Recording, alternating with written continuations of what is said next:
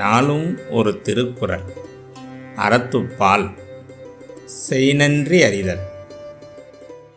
தினைத்துணை நன்றி செய்யினும் பனைத்துணையாக கொள்வர் பயன் தெரிவார்.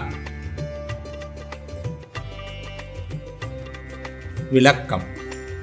ஒருவன் தினை அளவாகிய உதவியை செய்த போதிலும் அதன் பயனை ஆராய்கின்றவர் அதனையே பனை அளவாக கொண்டு போற்றுவார்.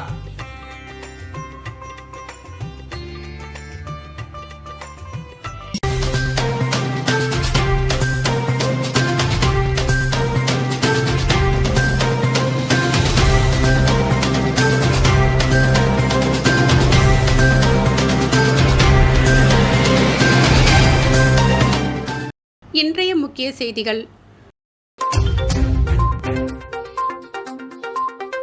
பங்கு சந்தையில் முதலீடு. நாள் ஒன்றுக்கு 6000 சம்பாதிக்கலாம். ஆசை வார்த்தை கூறி இளைஞர்களிடம் பணம் பறித்த முக்கிய குற்றவாளி கைது.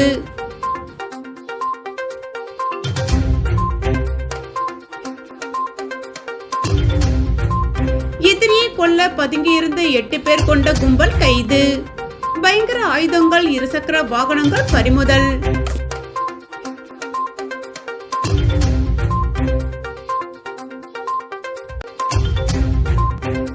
புதுச்சேரியில் மீண்டும் கொரோனா தாக்கம். 12 பேர் சிகிச்சையில் உள்ளதாக சுகாதாரத்துறை தகவல். இனி விரிவான செய்திகள். கொலை செய்ய திட்டம் தீட்டிய 8 பேர் கொண்ட கும்பலை கைது செய்து அவர்களிடமிருந்து கத்தியை போலீசார் பறிமுதல் செய்தனர். அரியாங்குப்பம் பிசிபி நகரை சேர்ந்த வாலிபர் ஒருவர் இவர் போலீசிற்கு இன்ஃபார்மராக இருந்தார். பிசிபி நகர், அம்பேத்கர் நகரை பகுதிகளைச் சேர்ந்த பல்வேறு குற்ற வழக்குகளில் தொடர்புடையவர்கள் பற்றி அரியாங்குப்பம் போலீசாருக்கு அவர் தகவல் தெரிவித்து வந்தார். அதனால் அந்த வாலிபருக்கும் குற்ற செயலில் ஈடுபடுபவர்களுக்கும் இடையே விரோதம் இருந்து வருகிறது. இந்நிலையில் கத்தியுடன் கும்பல் ஒன்று அம்பேத்கர் நகர் தண்ணீர் தொட்டி அருகில் பதுங்கி இருப்பதாக அரியாங்குப்பம் போலீசாருக்கு நேற்று தகவல் வந்தது. அதையடுத்து சப் இன்ஸ்பெக்டர் முருகானந்தம், குற்றப்பிரிவு போலீசார் சிரஞ்சீவி மற்றும் போலீசார் தண்ணீர் தொட்டி பகுதியில் பதுங்கி இருந்த 8 பேரை போலீசார் பிடித்து விசாரித்தனர். அதில் எங்களை பற்றி போலீசாருக்கு தகவல் சொல்லும் வாலிபரை கொலை செய்ய திட்டமிட்டு பதுங்கியிருந்தது தெரிவித்தனர்.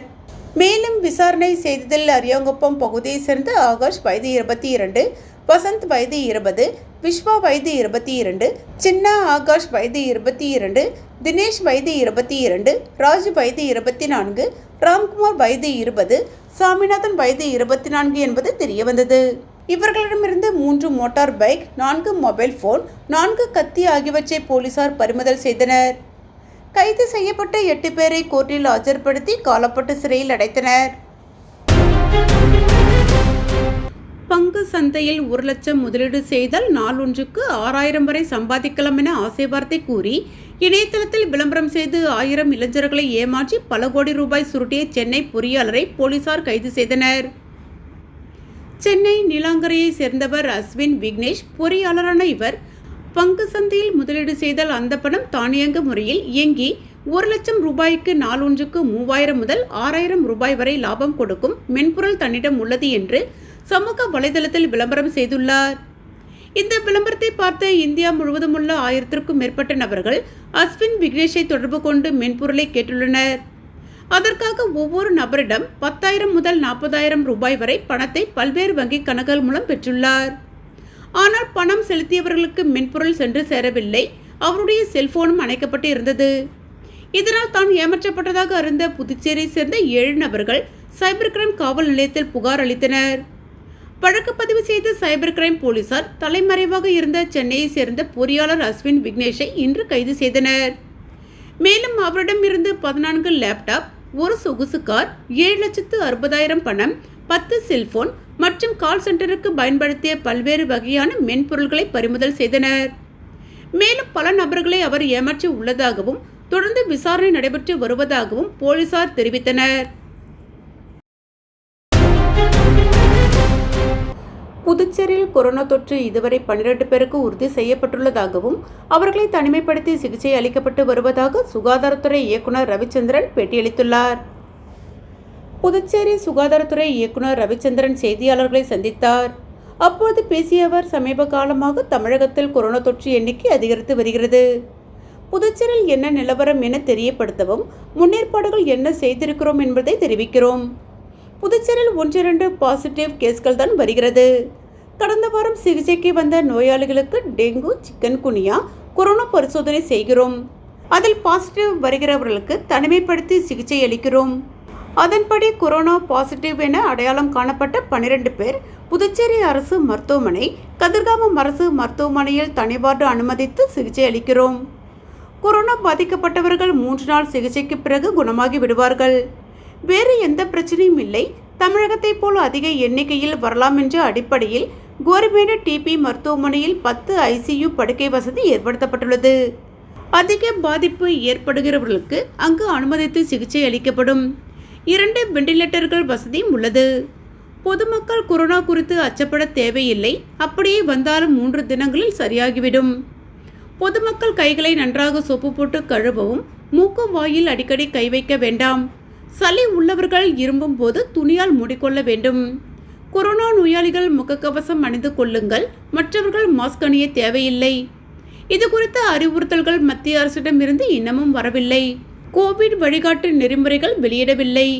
தமிழகத்தில் கொரோனா பாசிட்டிவ் அதிகரிப்பால் முன்னேற்பாடுகளை செய்ய வேண்டியுள்ளது. சளி, இருமல் அதிக பாதிப்பு இருந்தால் அரசு மருத்துவமனையை அணுகவும். அதே நேரத்தில் தேவையற்ற அச்சப்பட தேவையில்லை. பொதுமக்கள் விழிப்புணர்வோடு இருக்க வேண்டும் என அறிவுறுத்தியுள்ளார். புதுச்சேரி அரசு கதிர்காமம் மருத்துவமனையில் பொது சுகாதாரமின்றி மருத்துவமனை வளாகத்தில் சுற்றித் திரியும் தெருநாய்கள் நோயாளிகளை கடிக்க பாய்வதால் நோயாளிகள் மிகவும் சிரமத்திற்கு உள்ளாகி வருகின்றனர். மேலும் உறவினர்களை அனுமதிக்காத ICU, ஸ்கேன், எக்ஸ்ரே உள்ளிட்ட மிகவும் பாதுகாப்பான பகுதிகளிலும் சர்வசாதாரணமாக சுற்றித் திரிவதால் நோய் தொற்று ஏற்படும் அபாயம் ஏற்பட்டுள்ளது. இந்நிலையில் இது குறித்த வீடியோ தற்பொழுது வெளியாகி உள்ளது. புதுச்சேரி கதிர்காமம் பகுதியில் இந்திரா காந்தி அரசு மருத்துவக் கல்லூரி மற்றும் மருத்துவமனை இயங்கி வருகிறது. இந்த மருத்துவமனையில் புதுச்சேரி மட்டுமின்றி தமிழக பகுதியிலிருந்து ஆயிரக்கணக்கான நோயாளிகள் சிகிச்சை பெற்று செல்கின்றனர். இந்நிலையில் இந்த மருத்துவமனை வளாகம் முழுவதும் தெருநாய்கள் சுற்றித் திரிகிறது. மேலும் நோயாளிகளின் உறவினர்களை அனுமதிக்காத ICU மற்றும் எக்ஸ்ரே, ஸ்கேன் போன்ற அறைகளுக்குள் தெருநாய்கள் சர்வ சாதாரணமாக உள்ளே சென்று வருகிறது. இதன் காரணமாக நோய் தொற்று ஏற்படும் அபாயம் ஏற்பட்டுள்ளது. அது மட்டுமின்றி நோயாளிகள் மற்றும் நோயாளிகளின் உறவினர்களை இந்த நாய்கள் கடிக்க பாய்வதும் அவர்களை அச்சுறுத்துவதுமாக இருப்பதால் நோயாளிகள் மிகுந்த சிரமத்திற்கு உள்ளாகி வருகின்றனர். இந்நிலையில் மாற்றுத்திறனாளி ஒருவரை மருத்துவமனை வளாகத்தில் நாய்கள் மிரட்டும் வீடியோ தற்பொழுது வைரலாகி வருகிறது. புதுச்சேரியில் ஒரு சப் இன்ஸ்பெக்டர் உள்பட 19 பேர் இடமாற்றம் செய்யப்பட்டுள்ளனர். புதுச்சேரி காவல்துறையில் பணியாற்றி வரும் சப் இன்ஸ்பெக்டர், சிறப்பு நிலை உதவி சப் இன்ஸ்பெக்டர் உள்பட 19 பேர் இடமாற்றம் செய்யப்பட்டுள்ளனர். அதன்படி வில்லியனூர் சப் இன்ஸ்பெக்டர் சரண்யா புட்செல்லுக்கும் 5 சிறப்பு நிலை உதவி சப் இன்ஸ்பெக்டர்கள், 8 ஏட்டுக்கள், 5 போலீஸ்காரர்கள் இடமாற்றம் செய்யப்பட்டுள்ளனர். இதற்கான உத்தரவை புதுச்சேரி காவல்துறை தலைமையக போலீஸ் சூப்பரண்ட் சுபம் கோஷ் பிறப்பித்துள்ளார். போரில் ஈடுபட்ட ராணுவ வீரர்களை பாராட்டும் வகையில் காலாப்பட்டு தொகுதியில் சட்டமன்ற உறுப்பினர் கல்யாணசுந்தரம் தலைமையில் 100 அடி நீளத்தில் தேசிய கொடியேந்தி மாணவர்கள் பேரணி சென்றனர். ஆபரேஷன் சிந்தூரில் ஈடுபட்ட ராணுவ வீரர்களுக்கு வீர வணக்கம் செலுத்தி அவர்களுக்கு பாராட்டு தெரிவிக்கும் வகையில் புதுச்சேரி லாஸ்பேட்டை விமான நிலையம் அருகே நேற்று மாணவர்கள் பேரணி சென்றனர். இந்த பேரணியில் ஸ்கேட்டிங், NCC மாணவர்கள், தாகூர் கலைக்கல்லூரி, காஞ்சி மாமுனிவர் பட்ட மேற்படிப்பு ஆராய்ச்சி நிறுவனம் ஆகிய 100க்கும் மேற்பட்ட கல்லூரி மாணவர்கள் கலந்து கொண்டனர். பேரணியில் 100 அடி நீளம், 8 அடி அகலம் கொண்ட தேசிய கொடியை ஏந்திச் சென்றனர். இந்த நிகழ்ச்சியில் அமைச்சர் நமச்சிவாயம், சபாநாயகர் செல்வம், MLAக்கள் கல்யாணசுந்தரம், ஜான்குமார், பள்ளி கல்லூரி ஆசிரியர்கள், பேராசிரியர்கள், சமூக ஆர்வலர்கள் உட்பட பலர் கலந்து கொண்டனர். பேரணி லாஸ்பேட்டை விமான நிலையத்தில் இருந்து புறப்பட்டு சாந்தி நகர் உள்ளிட்ட முக்கிய வழியாக மீண்டும் விமான நிலையத்தில் பேரணி நிறைவு பெற்றது. புதிய தொழிலாளர் சட்டங்களை திரும்ப பெற வேண்டும் என்பன போன்ற 21 அம்ச கோரிக்கைகளை வலியுறுத்தி புதுச்சேரி அனைத்து தொழிற்சங்கங்கள் சார்பில் கண்டன ஆர்ப்பாட்டம் நடைபெற்றது. தொழிலாளர்கள் மற்றும் விவசாயிகளின் மக்கள் விரோத ஒன்றிய மோடி அரசை கண்டித்தும் புதிய தொழிலாளர்கள் சட்டங்களை திரும்ப பெற வேண்டும் என்பன போன்ற 21 அம்ச கோரிக்கைகளை வலியுறுத்தி அனைத்து தொழிற்சங்கங்கள் சார்பில் நாடு தழுவிய அளவில் கண்டன ஆர்ப்பாட்டம் நடைபெற்றது. இதன் ஒரு பகுதியாக புதுச்சேரியில் உள்ள அனைத்து தொழிற்சங்கங்கள் சார்பில் ஆர்ப்பாட்டம் பழைய பேருந்து நிலையம் அண்ணா சிலை அருகே நடைபெற்றது. இந்த ஆர்ப்பாட்டத்தில் ஏஏடியூசி, சிஏடியு, என்டியூசி, எல்பிஎஃப் உள்ளிட்ட அனைத்து தொழிற்சங்கங்களை சார்ந்த 100க்கும் மேற்பட்ட நிர்வாகிகள் கலந்து கொண்டு கோரிக்கைகளை வலியுறுத்தி மத்திய மாநில அரசுகளை கண்டித்து கண்டன கோஷங்களை எழுப்பினார்கள். போராட்டம் குறித்து ஏஏடியூசி பொதுச் செயலாளர் சேது செல்வம் கூறும்பொழுது, தொழிலாளர்களுக்கு எதிரான 4 தொகுப்பாக மாற்றப்பட்ட தொழிலாளர் சட்டங்களை உடனடியாக திரும்ப பெற வேண்டும். அப்படி இல்லாத பட்சத்தில் அடுத்து நாடு தழுவிய அளவில் மிகப்பெரிய போராட்டம் நடத்தப்படும் என தெரிவித்தார். புதுச்சேரியிலே பஞ்சாலைகள் உள்ளிட்ட பல்வேறு அரசு சார்பு நிறுவனங்கள் மூடி கிடக்கிறது. இந்த நிறுவனங்களிலே வேலை செஞ்ச தொழிலாளர்களுக்கு ஆண்டு கணக்கிலே சம்பளம் வழங்கப்படவில்லை. உடனடியாக மூடி கிடக்கும் நிறுவனங்களை எல்லாம் திறந்து வேலை வழங்க வேண்டும். அந்த நிறுவனங்களே பணிபுரியக்கூடிய ஊழியர்களுக்கு சம்பளம் வழங்க வேண்டும் என்பன 21 அம்ச கோரிக்கையை வலியுறுத்தி இன்றைய தினம் புதுச்சேரியிலே அனைத்து தொழிற்சங்கம் சார்பிலே நாங்கள் பந்த் கடையடைப்பு போராட்டம் அறிவித்திருந்தோம்.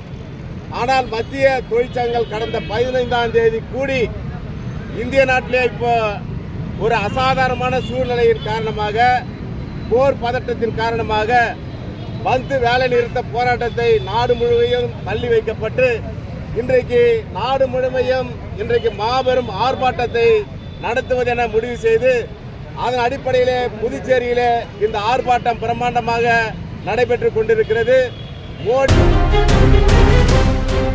அரசு பள்ளிகள் சிபிஎஸ்இ பாடத்திற்கு மாறியுள்ள நிலையில் மாணவர்களின் ஆங்கில திறனை மேம்படுத்துவதற்கும் கற்றல் முறையை எளிதாக்குவதற்கும் தனி செயல் திட்டங்களை ஏற்படுத்த வேண்டுமென அரசுக்கு அதிமுக உரிமை மீட்பு குழு மாநில செயலாளர் ஓம் சக்தி சேகர் கோரிக்கை விடுத்துள்ளார்.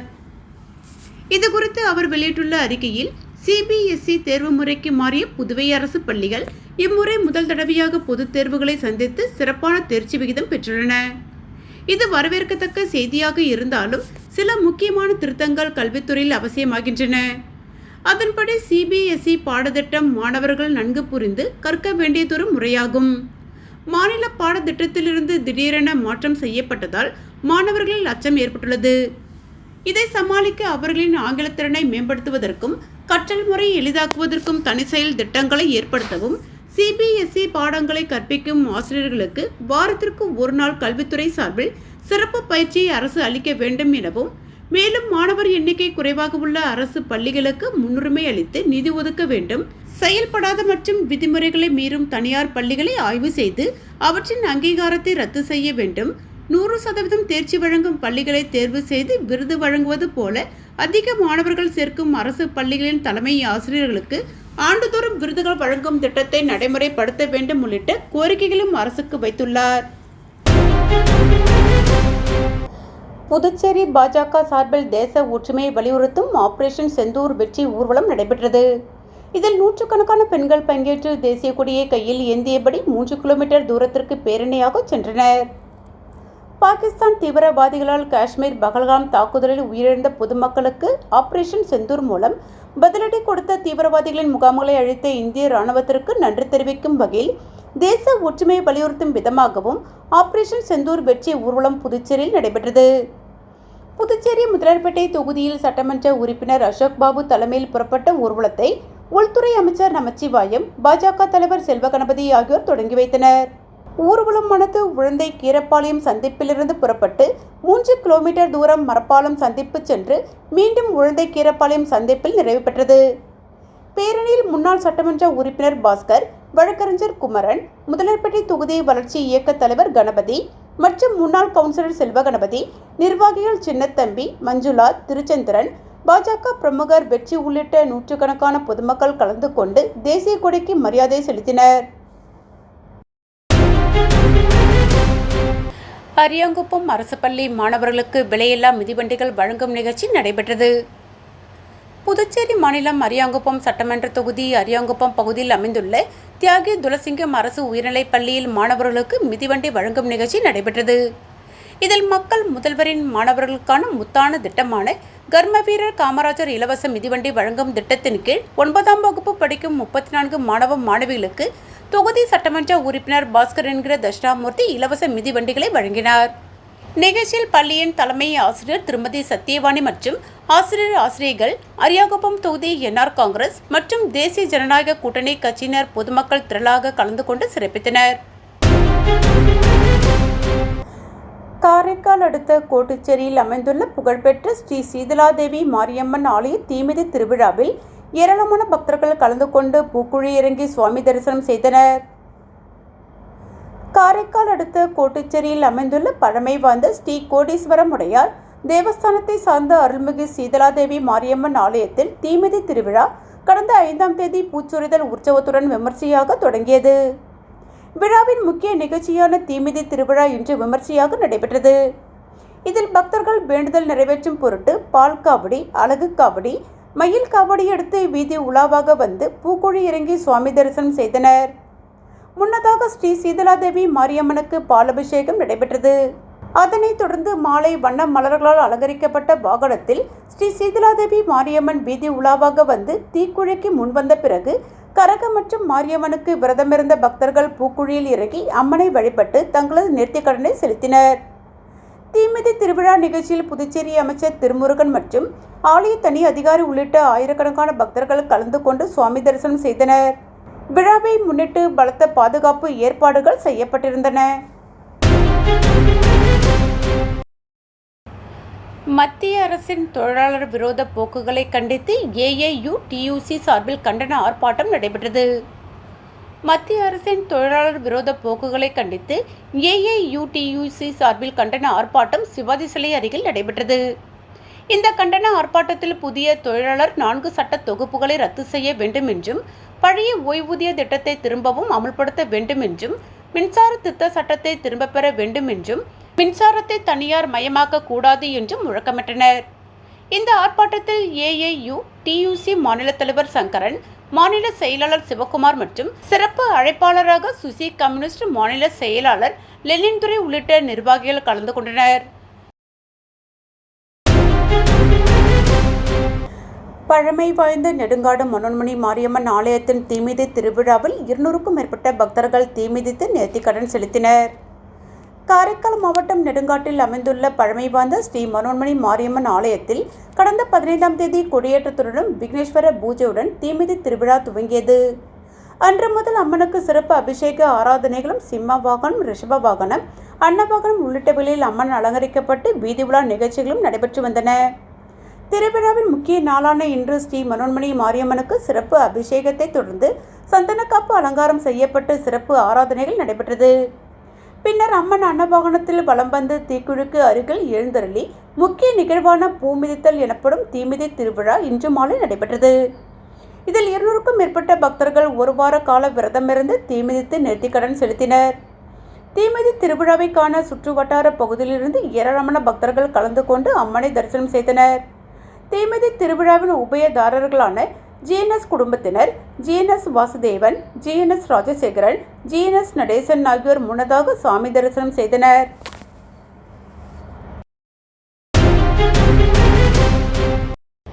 புதுவை தமிழ்ச்சங்கத்தில் திருவள்ளுவர் சிலைக்கு மாலை அணிவிக்கும் விழா நடைபெற்றது. புதுவை தமிழ்ச்சங்கத்தில் அமைந்திருக்கும் திருவள்ளுவர் திருவுருவ சிலைக்கு மாதந்தோறும் விழா நடத்தப்படுகிறது. அதன்படி இந்த மாதம் மாலை அணிவிக்கும் விழா புதுவை தமிழ்ச்சங்க தலைவர் முனைவர் முத்து தலைமையில் நடைபெற்றது. இந்த விழாவில் புதுச்சேரி வேளாண் விவசாயிகள் நலத்துறை இயக்குனர் சிவ வசந்தகுமார் கலந்து கொண்டு மாலை அணிவித்தார். புதுவை தமிழ்ச்சங்கத்தின் செயலாளர் சீனு மோகன்தாஸ் விழாவிற்கான ஏற்பாடுகளை செய்திருந்தார். மேலும் மாணவர்களுக்கு திருக்குறள் புத்தகங்கள் வழங்கப்பட்டது. இந்த விழாவில் தமிழ்ச்சங்கத்தின் ஆட்சி மன்ற உறுப்பினர்கள் திரளாக கலந்து கொண்டனர். மீண்டும் முக்கிய செய்திகள். பங்கு சந்தையில் முதலீடு, நாள் ஒன்றுக்கு 6000 சம்பாதிக்கலாம். ஆசை வார்த்தை கூறி இளைஞர்களிடம் பணம் பறித்த முக்கிய குற்றவாளி கைது.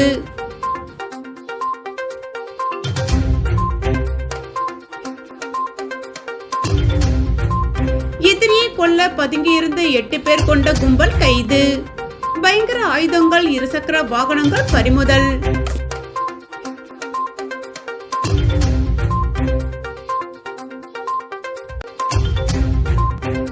புதுச்சேரியில் மீண்டும் கொரோனா தாக்கம். 12 பேர் சிகிச்சையில் உள்ளதாக சுகாதாரத்துறை தகவல். இத்துடன் செய்திகள் நிறைவடைந்தன. வணக்கம்.